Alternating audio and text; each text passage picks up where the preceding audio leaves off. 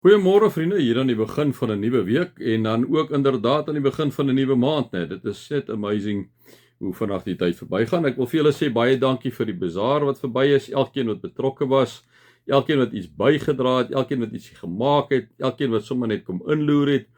Vriende, dit was baie lekker dat ons sommer net so saam kon wees. So baie dankie vir elkeen, vir elke convener, vir Celeste en vir almal as span ook wat al die goedjies gereël het en die goeders bymekaar getrek het. Kom sê ons vir hulle baie dankie, waardeer julle ongelooflik baie. Kom ons raak net so vir 'n wyle stil. Here, ons kom draai hierdie nuwe week aan U op. Ons kom sê ook vir U dankie vir die een wat verby is. Dankie dat U met die bazaar gewees het, Here. Dankie dat U die samesyn geseën het. Dankie dat ons weer verhoudinge 'n bietjie kon opknap het. Dankie Here dat ons sommer net so lekker kon saamwerk, ook as die kinders en as vriende van mekaar, in 'n gemeente wat U vir ons as 'n present kom gee het. Baie dankie daarvoor. Amen. Vriende, mag daar vir julle genade en vrede en oorvloed wees, omdat julle God ken, Jesus ken en die Heilige Gees ken. Vriende, ja, ons het vandag, julle weet nou hoe dit werk altyd met die eerste van elke maand. Ons het dan net ons nagmaalsherinnering en 'n doopherinnering en ons gaan so 'n bietjie meer liturgies om die eerste van elke maand. En ek wil hê ons moet so, terwyl julle so sit, vriende, net so stil raak en bewus raak daarvan wat die Here vir ons kom sê wanneer die Fariseërs en die Sadduseërs hom gevra het, maar wat is die grootste gebod? En dan sê Jesus, die grootste gebod is jy moet die Here jou God lief hê met jou hele hart, met jou hele siel en met jou hele verstand. En die tweede wat hiermee gelyk staan sê is jy moet jou naaste lief hê soos jouself. Hierin is die hele wet en die profete saamgevat, sê Jesus. Dit is eintlik waaroor die Bybel gaan. Kom sê Jesus.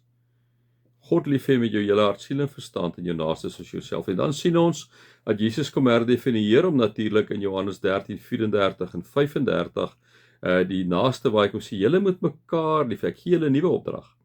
Julle moet mekaar lief hê, soos ek julle lief het, moet julle my lief hê, sodat die wêreld kan sien dat julle my disippels is, né? En vriende, dan moet ons kom bely ook in die tyd wat ek in die leef, dat ons het nie die Here altyd so lief nie, en ons het ook nie ons naaste altyd so lief nie. Ons het mekaar nie lief soos wat Jesus ons lief gehad het nie. Ons is daar maklik dat ons mekaar uithaal. En wanneer ons skuld gaan bely en ons voor die Here kom, ons sê Here, ons is jammer vir dit wat ons gedoen het. Ons weet, vriende, ek en jy is klaar kinders van die Here. Net soos wanneer jy 'n kind is van jou pa en jou ma. Dit vat nie weg as ek en jy droog maak, dat ek en jy nie na ons pa en ma toe gaan en sê, ek is jammer dat ek droog gemaak het. Dit vat nie weg, dit gaan nie weg dat jy nou nie meer kind van hom is nie. Maar dit gaan uit absoluut oor etiket, né? Om te sê, hoor, ek is jammer pappa en mamma wat ek gedoen het, né? So ek en jy is klaar kinders van die Here, maar ons maak droog, ons sondig, ons is verloste sondaars, en dan kom ons na die Here toe en sê, Here, Vader, vergewe my asseblief. En sê die Here vir ons, wat sê hy vir ons? My kinders, ek het julle klaar in Christus vergewe. Nee. Ek verwyder die sonde so ver as die ooste van die weste is. Alles is volkome versoen in Christus wat aan die kruis vir jou gesterf het. En vriende, wanneer ons dit hoor, kan ek en jy ook vir die Here sê, Here, ons sal bid 'n wonderlike, almagtige, alomteenwoordige, liefdevolle God en Vader.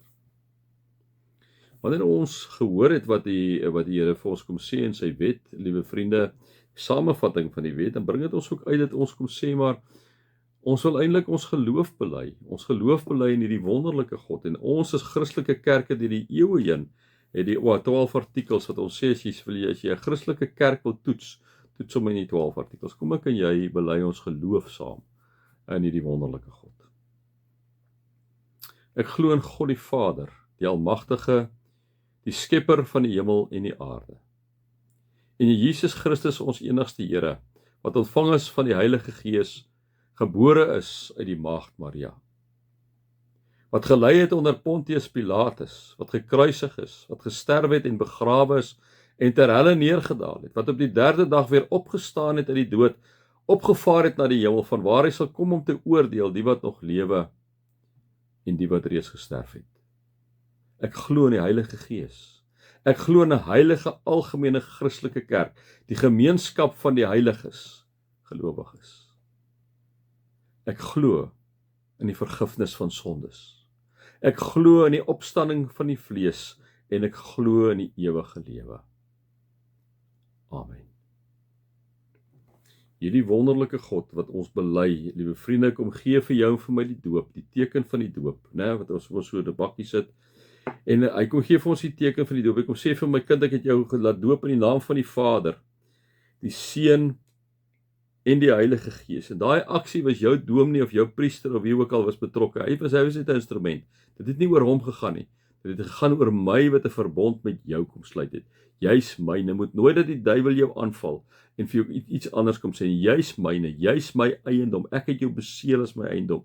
Jy behoort aan my. Nee. En dit is wat die doop vir ons kom sê. Het sê jy's 'n babatjie gedoop is as geloofsouers se kind of jy later tot bekering gekom het en jy is as 'n volwassene gedoop, die doop se inhoud bly dieselfde. Die doop kom bevestig, is 'n teken daarvan, is 'n seël daarvan dat jy aan God Drie-enig behoort. Is dit nie wonderlik nie, liewe vriend? So terwyl jy daar sit, van die water, sit dit op jou handpalm of sit dit op jou kop, herinner jou daaraan dat God vir jou kom sê jy syne. Jy is spesiaal vir hom. Wanneer ons die doop kyk wat natuurlik in die plek van die besnydenis gekom het, liewe vriende, dan sien ons dat die nagmaal het in die plek gekom van die Pasga, die Pasga wat daai tyd ingestel is nadat die Here die Israeliete uit die Egipte land bevry het en hy vir hulle gesê het, gebruik die lammetjie, hierso eet hom sonder gebrek van die bloed, sit dit in die deurkosyne, as die engel verbystap by en hy sien die bloed, sal hy verbygaan. Slag die lammetjie en eet ongesuurde brood. Dit was die Pasga weer gewees. En in Christus was die perfekte lam wat vir ons geslag is. Sy bloed het vir ons gevloei. En daarom wanneer ek en jy die nagmaal gebruik en ons die brood breek, die brood wat Jesus Christus se liggaam is, vir jou en vir my, en ons drink saam die wyn, weet dat sy bloed en sy liggaam, sy bloed gevloei het vir jou, sy liggaam gebreek is vir jou, dat hy al ons sondes vergewe het, weg, liewe vriende, in hom weggegooi het, en nooit weer daaraan dink nie. Kom ons vat die broodjie saam, die liggaam veronderstel die bloed, kom ons eet dit, en elke keer as jy dit eet en saam doen, herinner jou daaraan, wat God in Christus vir jou aan die kruis gedoen het.